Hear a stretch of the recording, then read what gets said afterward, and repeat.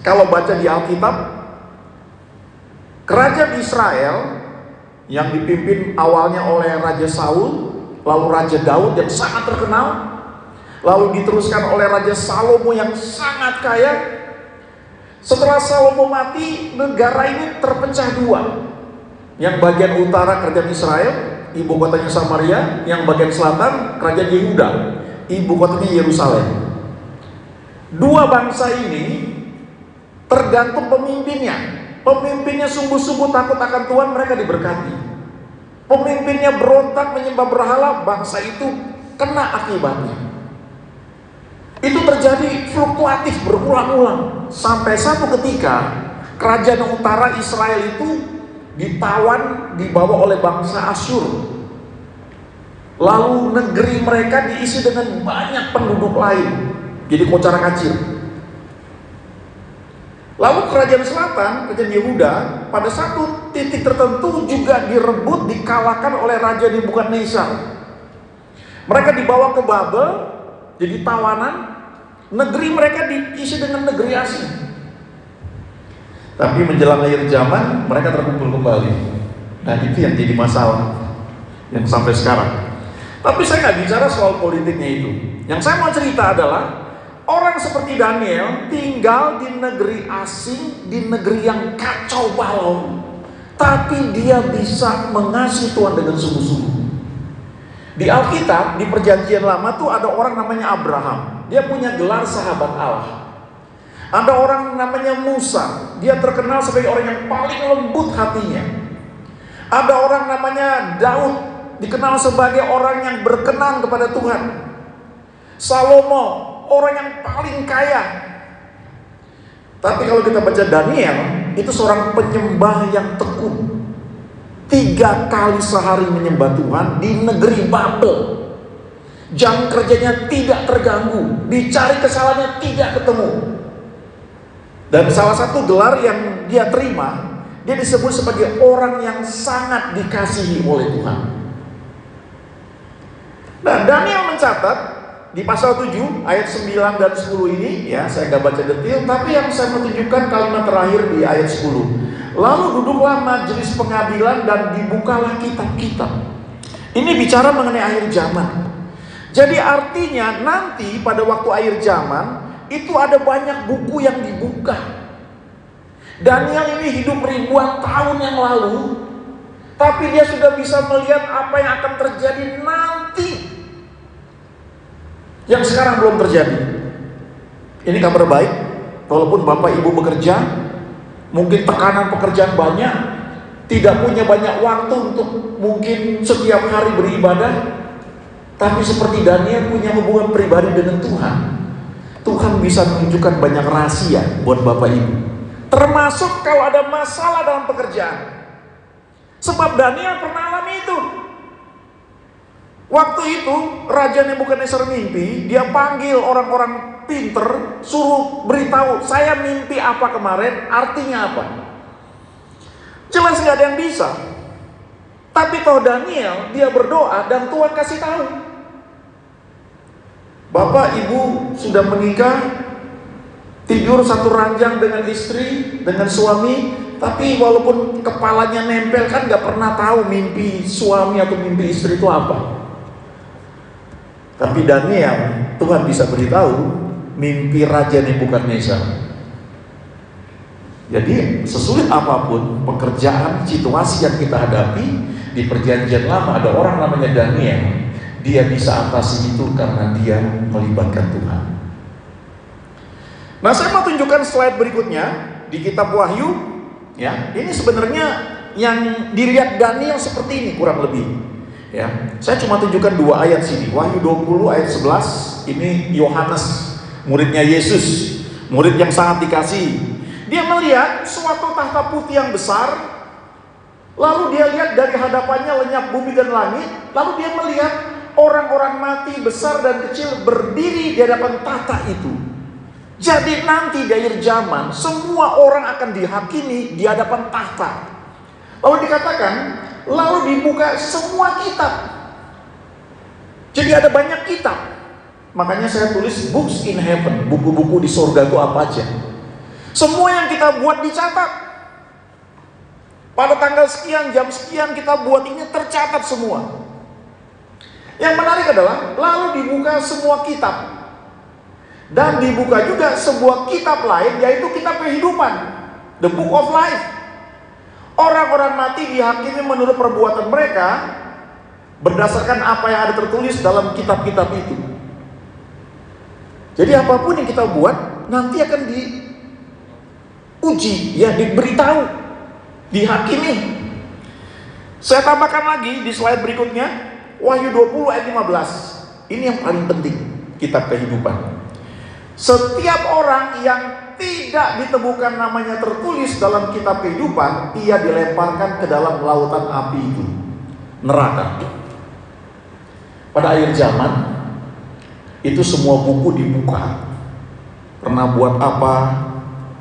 Ya, ada catatannya. Tapi yang paling penting ada satu buku, The Book of Life. Dan buku itu mencatat siapa saja yang namanya tercatat di situ, dia masuk surga. Kalau namanya nggak ada, dia nggak masuk surga. Buku ini tidak hanya dilihat oleh Yohanes, tapi Musa juga melihat di Keluaran 32 ayat 33. Karena ketika Musa berdoa untuk orang Israel, Tuhan bilang, siapa yang berdosa kepadaku, nama orang itulah yang akan kuhapuskan dari dalam kitabku. Jadi kesimpulannya, yang tercatat dalam kitab kehidupan itu adalah orang-orang yang tidak berdosa atau orang-orang yang dibenarkan. Karena di perjanjian baru, Alkitab mengatakan kita yang percaya kepada Yesus, kita itu dibenarkan. Bukan berarti nggak pernah berbuat salah. Di legal hukum tuh, ketika ada fakta pengadilan, ada orang dituduh misalnya, lalu hakim memeriksa perkaranya setelah mendengar saksi pembela, lalu diputuskan orang ini tidak bersalah, orang itu bebas. Walaupun mungkin faktanya bisa saja dia salah. Nah, yang di kitab kehidupan itu adalah orang yang dibenarkan. Bukan karena tidak pernah berbuat salah, tapi karena percaya kepada Yesus, lalu dibenarkan. Natal itu memperingati kedatangan Yesus ke muka bumi itu, ya, 2000 tahun yang lalu, untuk menebus setiap orang yang percaya kepada Dia, dibenarkan. Dan namanya sah tercatat dalam kitab kehidupan. Mazmur 69 ayat 29 itu juga dari Daud. Itu mengenai kitab kehidupan. Sekian tahun yang lalu saya pernah melayani satu gereja, ya, 2 kali ibadah. Pendetanya putih, ganteng, semangat sekali. Lalu saya setelah khotbah, ya, waktu itu saya lupa tahun berapa ya, tapi udah cukup lama. Pokoknya setelah kerusuhan 98. Ya, saya nggak tahu Bapak Ibu ngalami nggak di Jakarta kerusuhan tahun 98 yang sangat mengerikan, ya. Waduh, sangat luar biasa itu. Jangan pernah terulang lagi. Doa untuk Indonesia, ya, kita boleh beda pendapat dalam hal pilkada, pemilu, tapi jangan pernah pecah dalam kesatuan Bhinneka Tunggal Ika. Ya, karena kalau kita ribut satu dengan yang lain, yang senang bangsa lain, yang gak suka dengan Indonesia ini banyak, ya. Karena kita naik hilirisasi terutama itu, wah, paling gak disukai. Karena dulu kita jual bahan mentah murah, diolah di luar negeri, dijual balik ke kita. Sekarang nggak seperti itu. Nggak boleh jualan mentah, harus diolah dulu, bangun smelter dulu. Ya marah yang di sana. Berbagai cara dibuat untuk membuat Indonesia ini yang Bhinneka Tunggal Ika ini mau ribut. Saudara doakan, semua yang nggak beres akan tersingkir dan negeri ini akan aman terus dan tumbuh. Itu doa kita, ya, orang-orang percaya.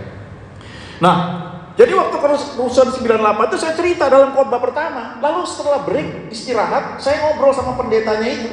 Dia cerita, selama ini kalau saya khotbah, saya cerita mengenai kerusuhan 98, itu saya dengar orang cerita pengalaman si A, si B. Ada yang dia punya ruko, ya, ruko 1, ruko 3 kebakar, ruko dia doa tidak terbakar, api bisa kayak lompat gitu. Dan ruko dia itu jualan ayam hidup, tidak satu pun yang mati. Banyak mujizat terjadi. Tetapi itu cerita orang. Waktu saya ketemu pendeta itu, ternyata dia adalah orang yang ngalami. Dia bilang, "Pak, dulu saya sombong, Pak. Saya pinter, saya punya uang, saya ganteng. Jadi saya nggak percaya Tuhan. Dulu kepercayaan dia tuh beda, bukan Kristen. Tapi teman saya selalu bilang begini, kapan saja kamu butuh pertolongan, kamu sebut nama Yesus. Sebab arti Yesus adalah juru selamat." Itu nempel di pikiran dia. Tapi dia nggak tanggapi. Nah, waktu kerusuhan 98, dia tinggal di daerah Grogol sana. Dia sudah mau kabur ke Singapura, dia bawa paspor, bawa uang, bawa tas, pakai mobil, dia lewat Jalan Daan Mogot, itu ngantri, nggak bisa kemana-mana, nggak bisa putar balik. Dia bilang, waktu itu Pak, pilihannya cuma ada dua. Ya, mobilnya bagus apa enggak? Kalau mobilnya bagus dibakar, mobilnya enggak bagus, nggak dibakar. Tapi penumpangnya dilihat lagi. Kalau kayak saya Pak, putih, ya, rambut lurus, udah nggak bisa nipu Pak, itu pasti mati gitu. Dan tiba-tiba saya sadar, uang saya nggak berarti, kepandian saya nggak berarti. Saat itu saya takut sekali. Saya disuruh turun Pak dari mobil, lalu masuk dalam antrian mau dinaikkan ke truk. Saat itulah saya bilang, Yesus, tolong saya. Dia ingat itu. Dan dia bilang, Pak, Bapak tahu, itu kayak ada orang narik saya Pak, nggak kelihatan. Keluar dari barisan antrian dan tidak ada yang lihat. Sementara yang lain dipaksa untuk naik. Dia dibawa sembunyi di balik ruko-ruko di Daan Mogot. Dan dia udah ngantuk, dia tertidur sembunyi di belakang ruko-ruko itu. Dia bilang, kira-kira jam 4 pagi saya terbangun Pak, saya lihat udah sepi. Saya lihat bangkai mobil banyak terbakar. Saya lihat mobil saya ada, pintunya terbuka, karpetnya ada di luar, tas dia ada di luar. Dia periksa semuanya lengkap, paspor, uang, surat-surat, gak ada yang hilang. Dia masukin karpetnya ke mobil, dia masukin tasnya, lalu dia lihat di kap mobilnya ada tulisan pakai piloks, pribumi. Dan dia bilang, Pak, saya sudah nggak tahu lagi, ya. Itu sudah nggak masuk logika saya. Tapi sejak itu saya ngerti, Yesus itu hidup. Dan saya ngerti tujuan hidup saya buat apa. Singkat cerita, dia jadi pendeta. Dan kesaksian ini buat saya sangat memberkati. Karena orang itu ngalami sendiri. Nah, Bapak Ibu mungkin rajin ke gereja. Ini hukum ini ya, jadi mungkin ada yang Protestan, ada yang karismatik, ada yang Katolik, atau mungkin ada yang Kristen kapal selam. Tahu kapal selam? Muncul hanya 2 kali setahun gitu ya. Mungkin di tahun baru atau di Paskah nyelam lagi di situ. Nanti muncul di Natal. Ya. Itu kapal selam nuklir itu ya, bisa berbulan-bulan gak muncul gitu ya. Ya, luar biasa. Tapi yang saya mau sampaikan, walaupun Bapak Ibu rajin ibadah, mungkin nginep di gereja, bahkan tinggal di gereja. Saya punya teman yang bapaknya memang tinggal di gereja ya. Jadi koster lah istilahnya. Tapi masalahnya apakah Bapak Ibu pernah mengundang Yesus sebagai Tuhan dan Juru Selamat? Karena itu yang menentukan, yang masuk surga itu yang kenal nama Yesus. Nama Yesus artinya Juru Selamat. Dia itu ahli menyelamatkan. Tidak hanya ketika yang saya ceritakan tadi pendeta itu diselamatkan, tapi diselamatkan untuk nanti masuk surga, supaya nanti waktu akhir zaman diperiksa nama kita itu ada. Saya pernah dengar kesaksian ini, ada pendeta khotbah, ada seorang mandor dari agama lain, ya, dia mati. Dan waktu dia mati, kesaksian dia itu dibawa sama 2 orang yang mengerikan, berjubah hitam, ngeri sekali. Ditarik dengan paksa, lalu dia naik perahu, ya, lalu sampai ke seberang danau, lalu begitu dia turun itu tempat bagus sekali, dan batinnya bilang ini kayaknya halamannya surga. Dia nggak bisa lihat ke atas karena silau sekali. Lalu ketika dia dibawa ke depan jalan, tiba-tiba dia buka mata, ada gerbangnya terbuka, lalu ada takhta seperti yang tadi di ayat sebelumnya. Dia lihat takhta putih dan ada orang berjubah putih yang bersinar. Dia nggak bisa lihat, tapi orang berjubah putih itu tanya, namamu siapa? Lalu ada buku besar, buku itu dibuka. Ketika dia sebut namanya siapa, diperiksa tuh dari halaman 1 sampai terakhir. Namamu tidak ada di sini, kamu nggak boleh di sini. Yuk kaget, Tiba-tiba dia ngerti bahwa dia akan ditarik oleh dua orang yang hitam itu, dan pikirannya ngerti dia akan dibuang ke neraka. Dan dia berteriak-teriak, Tuhan, Tuhan, saya tidak pernah berbuat jahat, saya selalu berbuat baik. Tolong dia. Lalu ketika dia ditarik dengan paksa itu, lalu orang berjubah putih itu bilang gini, oke, saya beri kamu kesempatan satu kali lagi. Kamu kembali ke dunia, cari tahu supaya namamu tercatat di sini. Dan ketika dibilang seperti itu, tiba-tiba dia terbangun, dia lagi dimandiin. Semua orang kabur begitu dia bangun. Lalu dia cerita pengalaman dia tanya pemimpin agama dia, nggak ada yang ngerti. Sampai satu pendeta dengar cerita itu, ditunjukkan yang tadi kita baca di kitab Wahyu. Setiap orang yang namanya tercatat dalam kitab kehidupan, maka orang itu masuk ke dalam surga. Dan waktu dia baca, dia gemeter, dia bilang, aku udah lihat barangnya. Pak, ajari gimana supaya nama saya tercatat di kitab kehidupan. Dibimbing terima Tuhan Yesus. Lalu dia mengenal Tuhan. Dan satu ketika dalam persekutuan seperti ini, dalam persekutuan itu dia bersaksi, dia cerita pengalaman itu. Dan pendeta yang khotbahkan itu, yang saya dengar ceritanya itu, pendeta itu hadir di situ dan dia dengar cerita. Itu buku kehidupan, ya. Itu buku paling penting. Nah, Bapak Ibu, nggak ada waktu buat saya untuk menjelaskan lebih detail, tapi catat baik-baik. Coba cek apakah Bapak Ibu sudah pernah mengundang Yesus sebagai Tuhan dan Juru Selamat.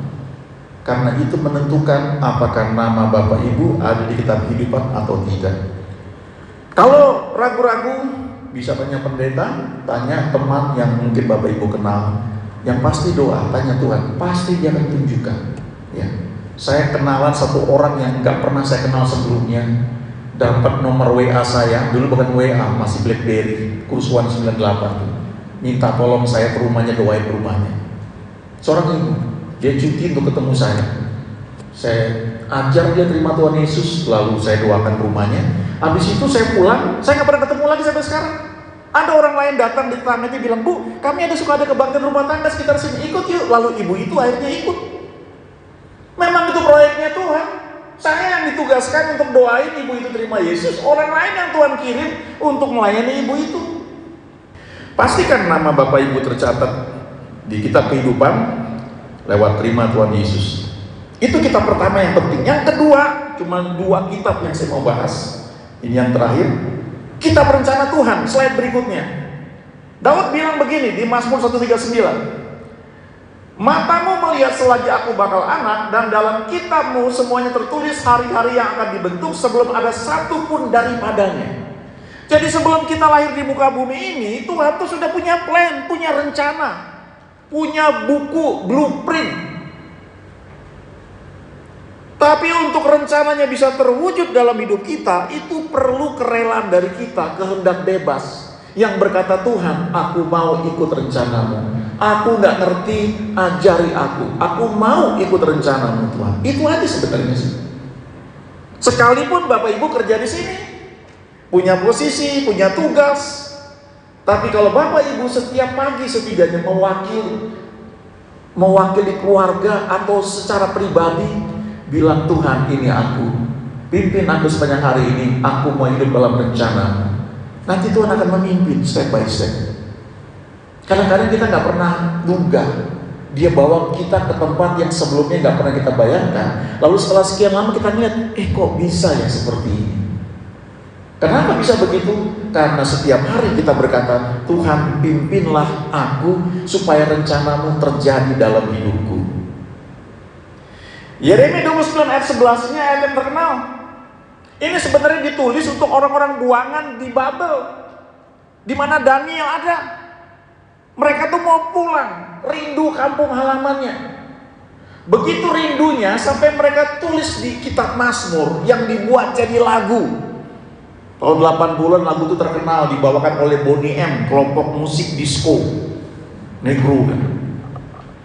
By the river of Babylon, where we sat down, there we wept when we remember Zion. Di tepi sungai-sungai Babel, disitulah kita duduk. kita ingat kampung halaman kita. Dan orang-orang yang menawan kita, paksa kita untuk nyanyi lagu puji-pujian seperti di Sion itu.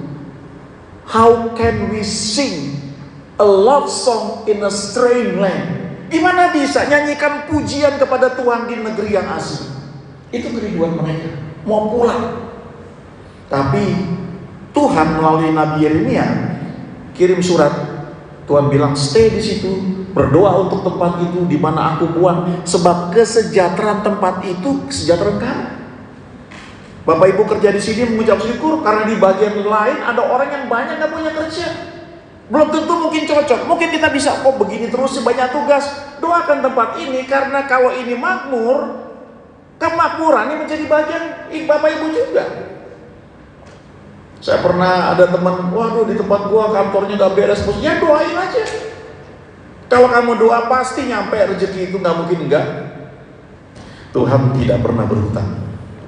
Kalau kita kerja dengan sungguh-sungguh melayani Dia, selalu ada reward.